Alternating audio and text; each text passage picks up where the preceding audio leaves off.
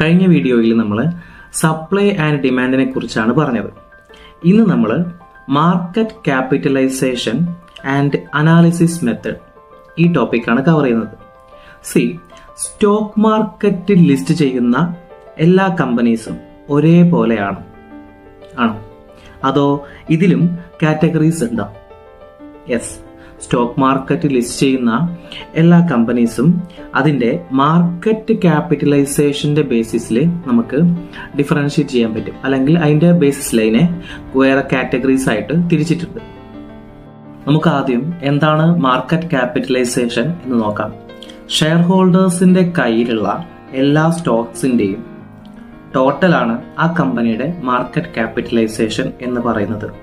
ഒരു ഉദാഹരണ സഹിതം പറയുകയാണെങ്കിൽ, എൻ്റെ കയ്യിൽ ഒരു കമ്പനിയുടെ 100 ഷെയർ ഉണ്ട്. ആ ഒരു ഷെയറിന്റെ പ്രൈസ് എന്ന് പറയുന്നത് 6 രൂപയാണ്. സോ എൻ്റെ കയ്യിലുള്ള ടോട്ടൽ ഷെയറിന്റെ വാല്യൂ എന്ന് പറയുന്നത് 100 × 6 600 രൂപയാണ്. അതുപോലെ ആ കമ്പനിയുടെ മൊത്തം ഷെയർസ് എന്ന് പറയുന്നത് 1,00,000 ഷെയർസ് ആണ്. അപ്പോൾ മൊത്തം ഷെയർ ഹോൾഡേഴ്സിന്റെ കയ്യിൽ കിടക്കുന്നത് മൊത്തത്തിൽ 1,00,000 ഷെയർസ് ആണ്. അപ്പോൾ അതിന്റെ മാർക്കറ്റ് ക്യാപിറ്റലൈസേഷൻ എന്ന് പറയുന്നത് total number of shares into price of share, അതായത് 1,00,000 ഷെയർ ഇൻറ്റു ഒരു ഷെയറിന്റെ പ്രൈസ് 6 രൂപ, 6,00,000. ഓക്കെ, ഇതാണ് മാർക്കറ്റ് ക്യാപിറ്റലൈസേഷൻ എന്ന് പറയുന്നത്.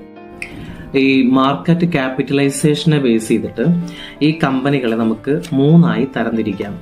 Large cap stock, mid cap stock, small cap Stokes.